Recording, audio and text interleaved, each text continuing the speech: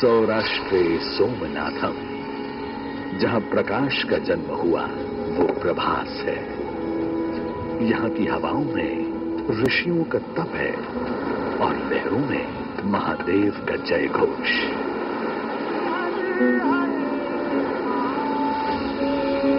जहां चंद्रमा ने अपना खोया हुआ तेज पुनः पाया, जहां हरि और हर एक हो जाते हैं, हिरण, कपिला और सरस्वती का त्रिवेणी संगम। युग बदले, सतयुग में सोम ने स्वर्ण, त्रेता में रावण ने रजत, द्वापर में कृष्ण ने चंदन और कलयुग में भीमदेव ने सोमनाथ मंदिर को पाषाण से गढ़ा। ये भूमि परशुराम के तप, रघुनंदन राम की भक्ति और बलराम के महाप्रयाण की साक्षी है। यहीं पीपल की शीतल छाया में कृष्ण ने अपनी लीला संवरण कर स्वधाम प्रस्थान किया। ये मोक्ष का द्वार है।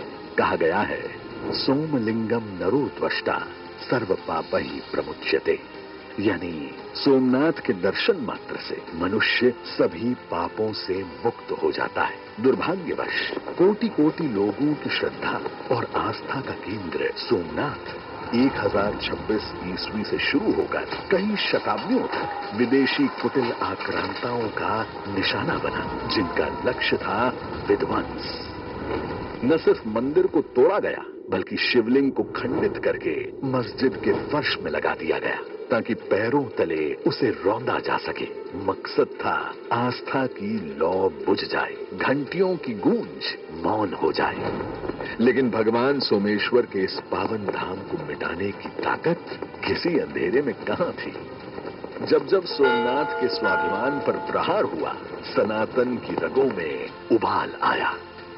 अनगिनत सनातनियों ने अथक संघर्ष किया, अपना रक्त बहाया, सर्वोच्च बलिदान दिया। यहां मिटाने की सनक जितनी गहरी थी, सनातन को फिर से खड़ा करने की जिद उतनी ही विराट होती गई। हर प्रहार ने हमारे संकल्प को हिमालय जैसी दृढ़ता दी। 1000 साल के बाद आज इतिहास काले पन्नों को नहीं, बल्कि उस अटूट सृजन शक्ति को याद करता है जिसमें देवी अहिल्याबाई होलकर की आस्था और सरदार पटेल का फौलादी संकल्प शामिल है, जो क्रूरता की तलवारों पर भगवान शिव के त्रिशूल का जय घोष है। संयोग से 2026 का ये वर्ष वर्तमान सोमनाथ मंदिर के पुनर्निर्माण के 75 वर्ष पूरे होने का भी वर्ष है। आज उसी अटूट इच्छा शक्ति के साथ प्रधानमंत्री श्री नरेंद्र मोदी के नेतृत्व में सोमनाथ का वैभव, आधुनिकता और सुविधाओं के नए आयाम छू रहा है। भगवान सोमनाथ की कृपा अवतीर्ण होती है, कृपा के भंडार खुल जाते हैं। जय सोमनाथ। ये केवल विकास नहीं, हमारी विरासत का विस्तार है। अतीत के आक्रमणकारी आज समय की धूल है, जबकि सोमनाथ आज भी अपनी आशा बिखेरता प्रकाशमान खड़ा है। हम देश के अतीत से जो सीखना चाहते हैं, सोमनाथ जैसे आस्था और संस्कृति के स्थल उसके अहम केंद्र हैं। स्वाभिमान पर्व के इस ऐतिहासिक पल में 72 घंटों का अखंड ओमकार उसी शाश्वत ऊर्जा का विजय नाद है। श्री सोमनाथ के शौर्य और श्रद्धा की ये गाथा तब तक गूंजेगी जब तक समुद्र में लहरें उठती रहेंगी, क्योंकि सोमनाथ भारत का विराट स्वाभिमान है। सोमनाथ अडिग है, सनातन चिरंजीवी है। जय श्री सोमनाथ।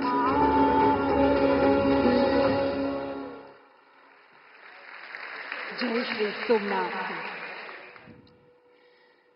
आस्था की नींव पर प्रगति की नई इमारत है। आस्था की नींव पर प्रगति की नई इमारत है। मोदी जी के नेतृत्व में सजती भारत की विरासत है। शौर्य की ज्वाला और आध्यात्मिक ऊर्जा का संगम है। सुरक्षित सीमा, आधुनिक संसाधन, प्रबल सनातन, हर्षित हर मन है। जिनके हृदय मन कर्म में सदा राष्ट्र चेतना प्रज्वलित है, ऐसे भारत के सनातनी सपूत, समग्र भारतवासियों के हृदय सम्राट और विश्व के सर्वाधिक लोकप्रिय नेता माननीय प्रधानमंत्री श्री नरेंद्र मोदी जी को वंदन सह आइए जोरदार तालियों के साथ आमंत्रित करते हैं अपने बहुमूल्य मार्गदर्शन के लिए। जय सोमनाथ।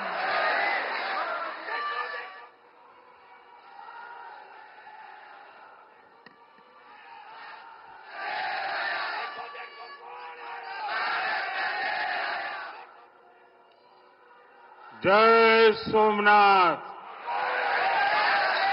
जय सोमनाथ, जय सोमनाथ।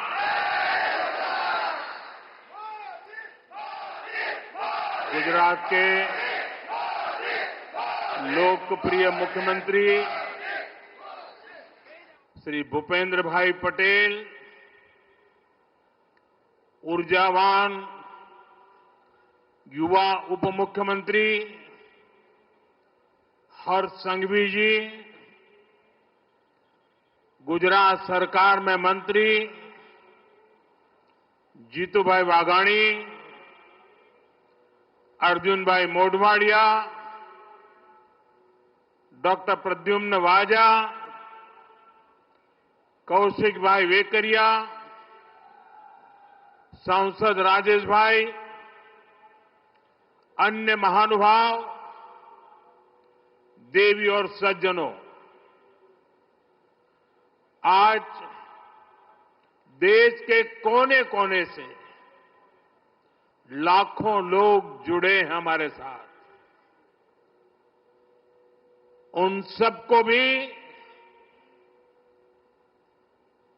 मेरी तरफ से जय सोमनाथ।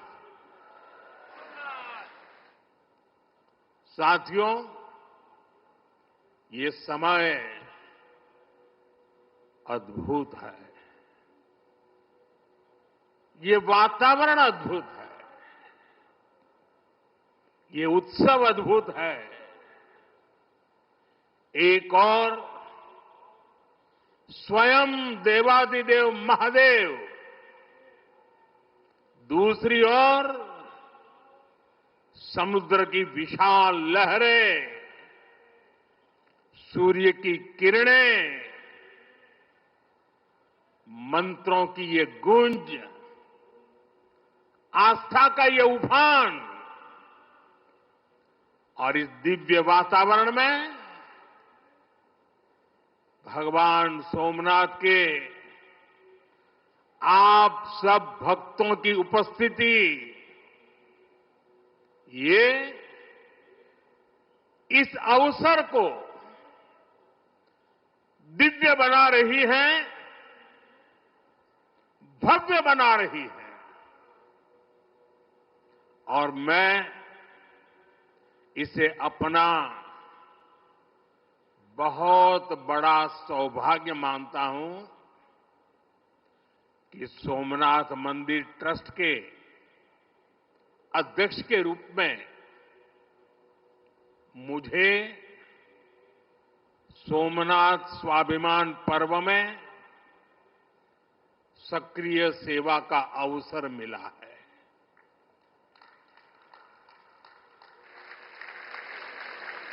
ये पीछे से कुछ और आवाज चल रही है भाई, इसे बंद किया जाए।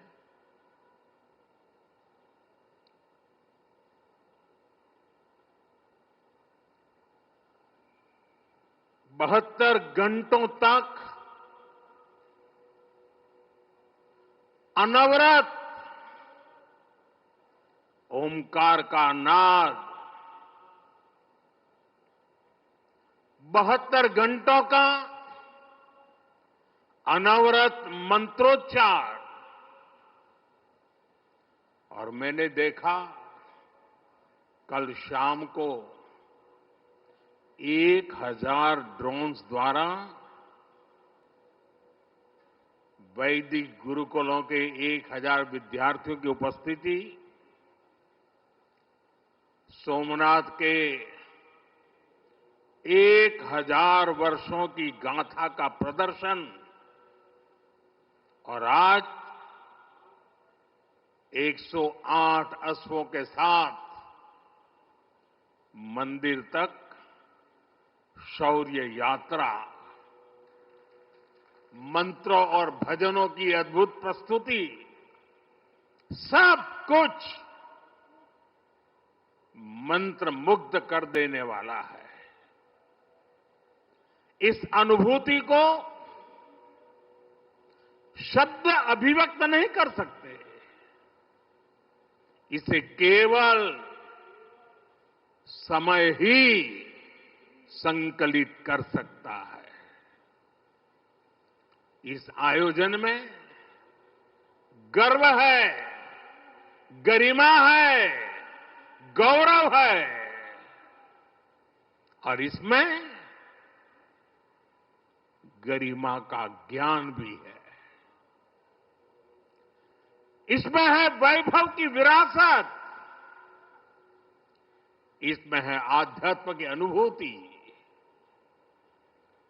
अनुभव है, आनंद है, आत्मीयता है और सबसे बढ़कर देवाधिदेव महादेव का आशीर्वाद है।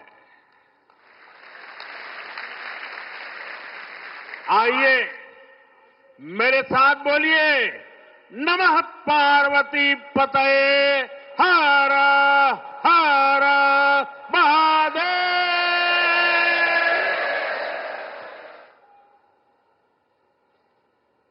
साथियों, आज जब मैं आपसे बात कर रहा हूं तो मन में बार बार ये प्रश्न आ रहा है कि ठीक 1000 साल पहले ठीक इसी जगह पर जहां आप बैठे हैं क्या माहौल रहा होगा। आप जो यहां उपस्थित हैं उनके पुरखों ने, आपके पुरखों ने, हमारे पुरखों ने जान की बाजी लगा दी थी अपनी आस्था के लिए, अपने विश्वास के लिए, अपने महादेव के लिए। उन्होंने अपना सब कुछ न्योछावर कर दिया। 1000 साल पहले तब वो आतताई सोच रहे थे कि हमें जीत लिया, लेकिन आज 1000 साल बाद भी सोमनाथ महादेव के मंदिर पर फहरा रही ध्वजा पूरी सृष्टि का आह्वान कर रही है कि हिंदुस्तान की शक्ति क्या है, उसका सामर्थ्य क्या है। प्रभास पाटन तीर की इस मिट्टी का कण कण शौर्य, पराक्रम और वीरता का साक्षी है। सोमनाथ के इस स्वरूप के लिए कितने ही शिव भक्तों ने, संस्कृति के उपासकों ने, संस्कृति के ध्वज धारकों ने अपने प्राणों की आहुति दी है। आज सोमनाथ स्वाभिमान पर्व पर सबसे पहले मैं हर उस वीर वीरांगना को नमन करता हूं जिसने सोमनाथ की रक्षा को, मंदिर के पुनर्निर्माण को अपना जीवन ध्येय बनाया, अपना सब कुछ देवाधिदेव महादेव को अर्पण कर दिया। भाइयों बहनों, प्रभास पाटन का एक क्षेत्र भगवान शिव का अपना क्षेत्र तो है। इसकी पवित्रता भगवान श्री कृष्ण से भी जुड़ी है। महाभारत काल में पांडवों ने भी इस तीर्थ में तपस्या की थी। इसलिए ये अवसर भारत के अनगिनत आयामों को नमन करने का भी अवसर है। ये भी एक सुखद संयोग है कि आज जब सोमनाथ मंदिर के इस स्वाभिमान यात्रा के 1000 साल पूरे हो रहे हैं, तो साथ ही 1951 में हुए इसके पुनर्निर्माण के 75 साल भी पूरे हो रहे हैं। मैं दुनिया भर के करोड़ों श्रद्धालुओं को सोमनाथ स्वाभिमान पर्व की शुभकामनाएं देता हूं। साथियों, सोमनाथ स्वाभिमान पर्व 1000 साल पहले हुए विध्वंस के स्मरण के लिए नहीं, ये पर्व 1000 साल की यात्रा का पर्व है। साथ ही ये हमारे भारत के अस्तित्व और अभिमान का पर्व है, क्योंकि हमें हर कदम पर, हर मुकाम पर सोमनाथ और भारत में अनोखी समानताएं दिखती है। जैसे सोमनाथ को नष्ट करने के एक नहीं अनेकों प्रयास हुए, दुष्प्रयास हुए, उसी तरह विदेशी आक्रांताओं द्वारा कई सदियों तक भारत को खत्म करने की लगातार कोशिशें होती रही, लेकिन न सोमनाथ नष्ट हुआ और न ही भारत नष्ट हुआ। क्योंकि भारत और भारत की आस्था के केंद्र एक दूसरे में समाये हुए हैं। साथियों, आप उस इतिहास के बारे में कल्पना करिए। आज से 1000 साल पहले सन 1026 में सबसे पहले गजनी ने सोमनाथ मंदिर को तोड़ा।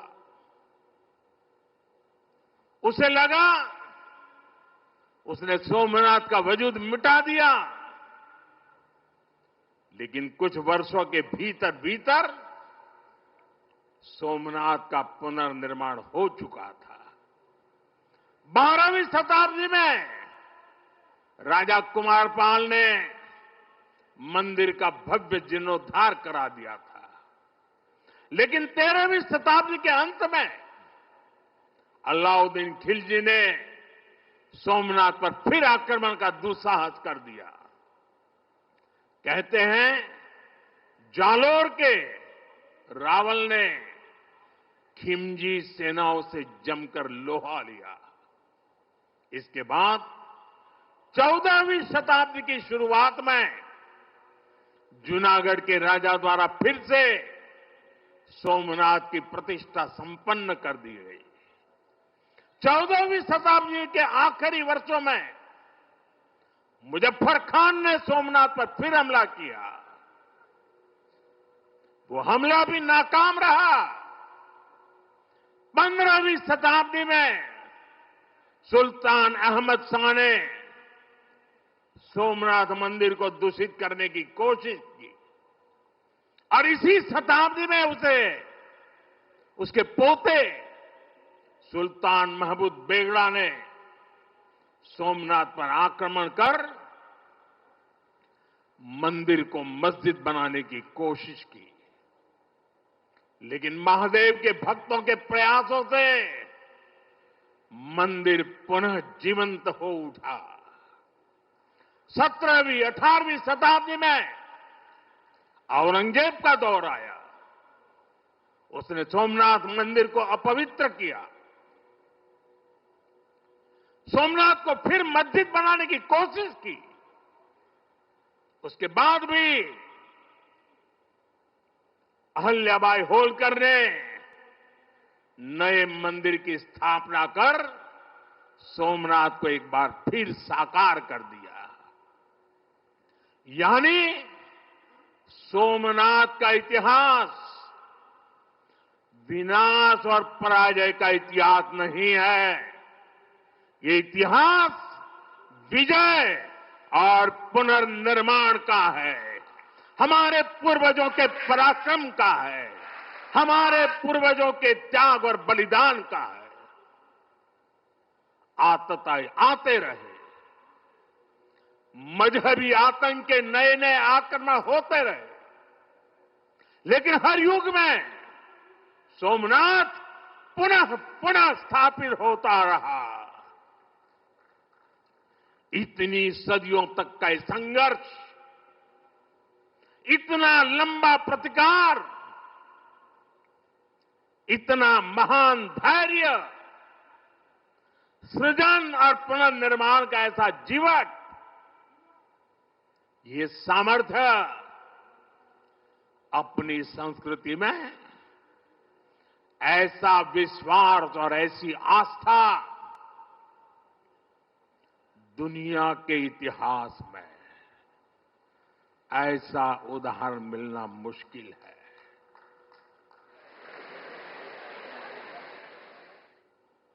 जरा मैंने जवाब आपजो वेला આપણે આપણા પૂર્વજોના પરાક્રમનું પુણ્ય સ્મરણ કરવું જોઈએ કે ના કરવું જોઈએ? આપણા પૂર્વજોએ કરેલા પરાક્રમમાંથી પ્રેરણા લેવી જોઈએ કે નહીં લેવી જોઈએ? એવો કોઈ દીકરો હોય, એવા કોઈ સંતાન હોય કે જે પોતાના પૂર્વજોને ભૂલવા માટેના નાટક કરે? भाइयों बहनों, जब गजनी से लेकर औरंगजेब तक तमाम आक्रांता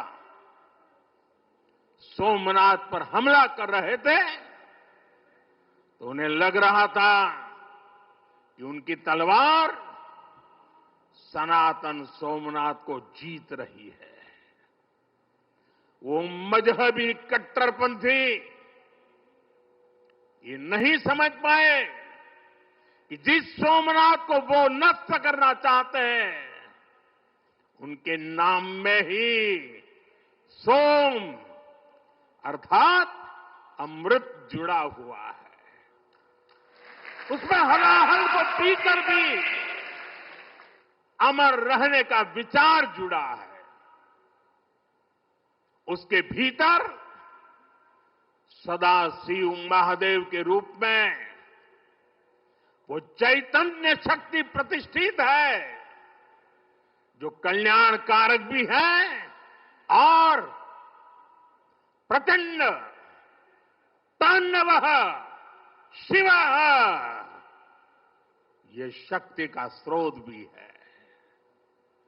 भाइयों बहनों, सोमनाथ में विराजमान महादेव, उनका एक नाम मृत्युंजय भी है। मृत्युंजय, जिसने मृत्यु को जीत लिया हो, जो स्वयं काल स्वरूप है। यतो जायते पाल्यते येन विश्वम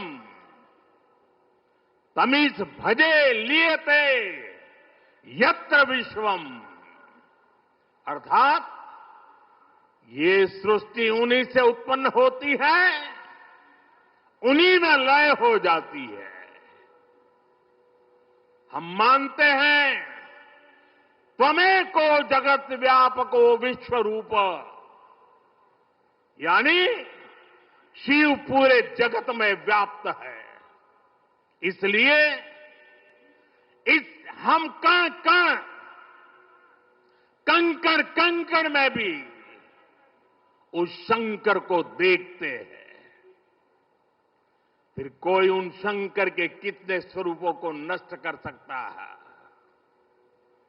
हम तो वो लोग हैं जो जीव में भी शिव को देखते हैं।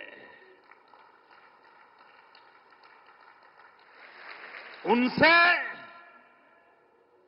हमारी आस्था को कोई कैसे डिगा सकता था? और साथियों, ये समय चक्र है कि सोमनाथ को ध्वस्त करने की मंशा लेकर आए मजहबी आतताई आज इतिहास के कुछ पन्नों में सिमट कर रह गए हैं।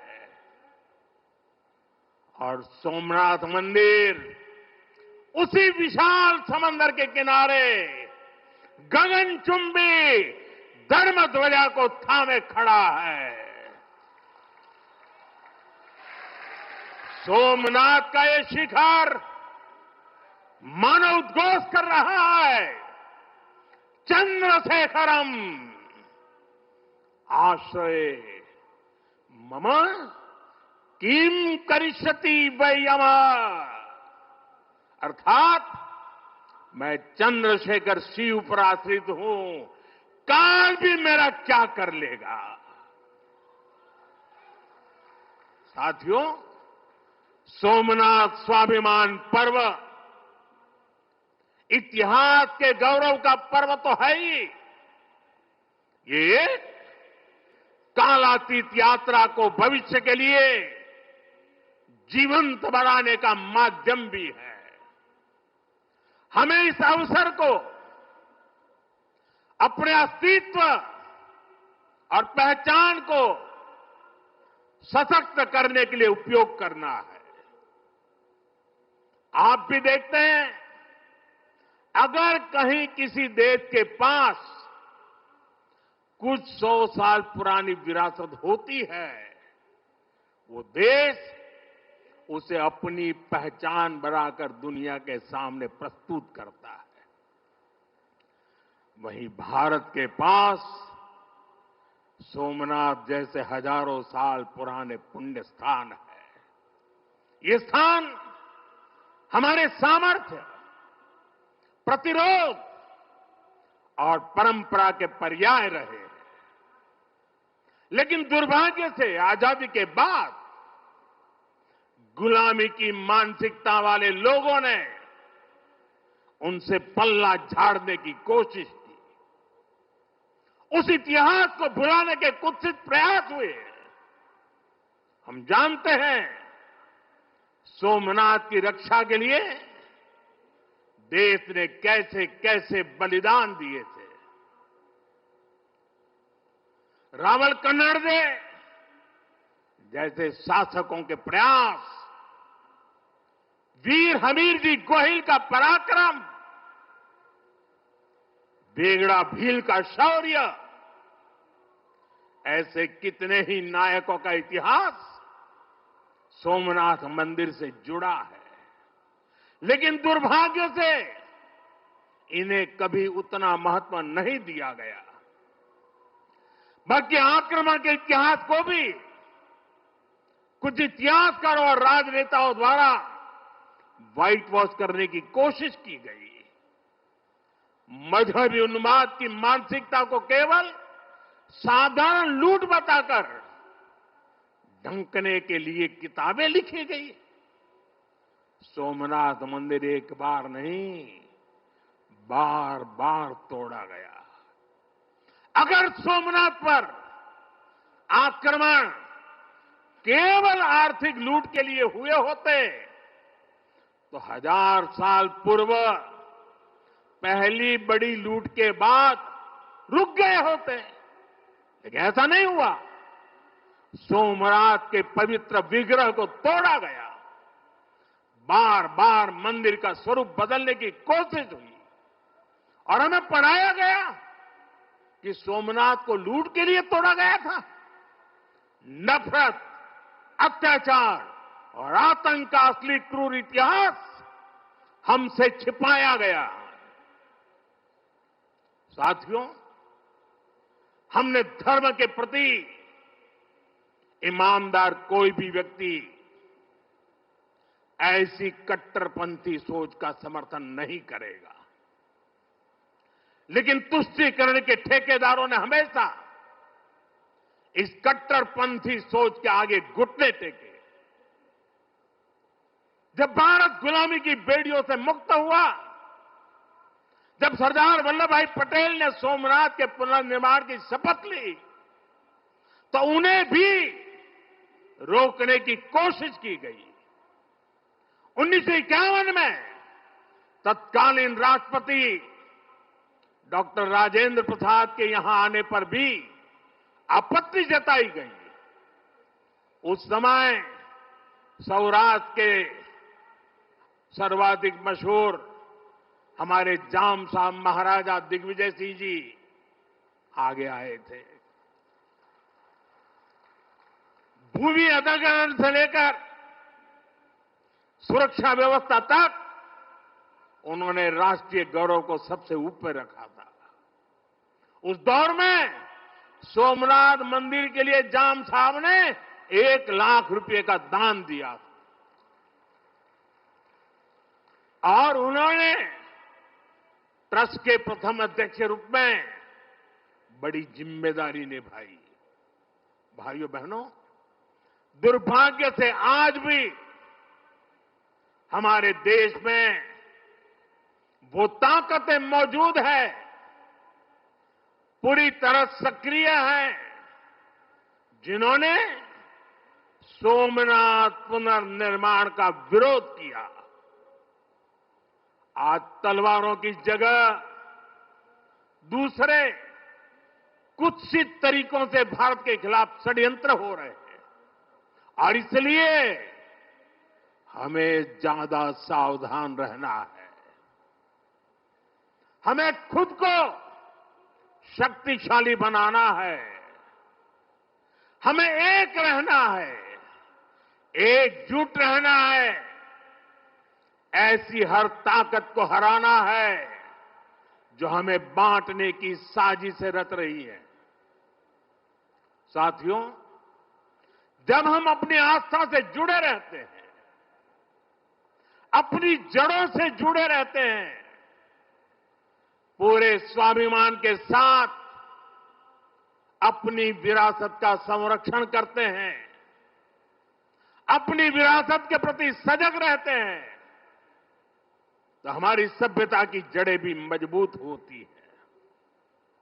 और इसलिए पिछले 1000 वर्षों की यात्रा हमें अगले 1000 वर्षों के लिए तैयार रहने की प्रेरणा देती है। साथियों, राम मंदिर प्राण प्रतिष्ठा के ऐतिहासिक अवसर पर मैंने भारत के लिए 1000 साल का विराट स्वप्न सामने रखा था। मैंने देव से देश के विजन के साथ आगे बढ़ने की बात कही थी। आज देश का सांस्कृतिक पुनर्जागरण करोड़ों देशवासियों में नया विश्वास भर रहा है। आज हर देशवासी के मन में विकसित भारत को लेकर एक भरोसा है। आज 140 करोड़ भारतीय भविष्य के लक्ष्यों को लेकर संकल्पित है। भारत अपने गौरव को नई बुलंदी देगा। हम गरीबी के खिलाफ अपनी लड़ाई में जीतेंगे। हम विकास की नई ऊंचाइयों को छुएंगे। पहले दुनिया की तीसरी बड़ी अर्थव्यवस्था बनने का लक्ष्य, फिर उसके आगे का सफर, देश अब इसके लिए तैयार हो चुका है। और सोमनाथ मंदिर की ऊर्जा हमारे इन संकल्पों को आशीर्वाद दे रही है।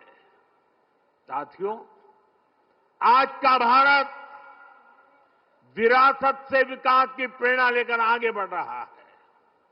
सोमनाथ में भी विकास भी विरासत भी, ये भावना निरंतर साकार हो रही है। आज एक और सोमनाथ मंदिर का सांस्कृतिक विस्तार, सोमनाथ संस्कृत यूनिवर्सिटी की स्थापना, माधवपुर मेले की लोकप्रियता और उसके रंग, इनसे हमारी विरासत मजबूत हो रही है। गिर लायन के संरक्षण से इस क्षेत्र का प्राकृतिक आकर्षण बढ़ रहा है, तो वहीं प्रभास पाटन क्षेत्र के विकास के नए आयाम भी गढ़े जा रहे हैं। केशोद एयरपोर्ट का विस्तार किया जा रहा है। इससे देश विदेश से श्रद्धालु सीधे सोमनाथ तक पहुंच सकेंगे। अहमदाबाद से वेरावल वंदे भारत ट्रेन की शुरुआत से तीर्थयात्रियों और पर्यटकों का समय कम हुआ है। इस क्षेत्र में यात्रा धाम सर्किट का विकास भी किया जा रहा है। यानी आज का भारत आस्था को स्मरण करने के साथ ही इंफ्रास्ट्रक्चर, कनेक्टिविटी और टेक्नोलॉजी के जरिए उसे भविष्य के लिए सशक्त भी कर रहा है। साथियों, हमारी सभ्यता का संदेश कभी किसी को पराजित करने का नहीं रहा, बल्कि जीवन को संतुलन में रखने का रहा है। हमारे यहां आस्था की राह हमें घृणा की तरफ नहीं ले जाती। हमारे यहां शक्ति हमें विनाश करने का अहंकार नहीं देती। सोमनाथ जैसे तीर्थ ने हमें सिखाया है कि सृजन का मार्ग लंबा होता है, लेकिन वही स्थायी होता है, चिरंजीव होता है। तलवार की नोक पर कभी दिलों को नहीं जीता जा सकता। जो सभ्यताएं दूसरों को मिटाकर आगे बढ़ना चाहती हैं, वे स्वयं समय में खो जाती है। इसलिए भारत ने दुनिया को ये नहीं सिखाया कि दूसरे को हराकर कैसे जीता जाए, बल्कि ये सिखाया कि कैसे दिलों को जीतकर जिया जाए। ये विचार आज दुनिया की जरूरत है। सोमनाथ की 1000 वर्षों की गाथा पूरी मानवता को सीख दे रही है। इसलिए आइए हम संकल्प करें, हम विकास की ओर आगे बढ़ें, कदम से कदम मिलाकर चले, कंधे से कंधा मिलाकर चले, मन से मन को जोड़कर चले। लक्ष्य को ओझल दिए हुए बिना हम चलते चले और साथ ही अपने अतीत और अपनी विरासत से भी जुड़े रहें। हम आधुनिकता को अपनाते हुए अपनी चेतना को संभाले रखें। आइए सोमनाथ स्वाभिमान पर्व जैसे आयोजनों से प्रेरणा लेते हुए विकसित होने के मार्ग पर तेजी से चले। हर चुनौती को पार करते हुए हम अपने लक्ष्य तक पहुंचे। और ये कार्यक्रम आज तो शुरू हो रहा है। हमें 1000 साल का स्मरण देश के कोने कोने में करना है। दुनिया को हमारी विरासत का परिचय करवाना है। हमें 75 साल का ये नया पर्व भी मनाना है। और हम 2027 मई तक इसको मनाते रहें, जन जन को जगाते रहें। जगा हुआ देश सपनों को साकार करने के लिए चलता रहे। इसी कामना के साथ एक बार फिर समस्त देशवासियों को मैं बहुत बहुत शुभकामनाएं देता हूं। हर हर महादेव।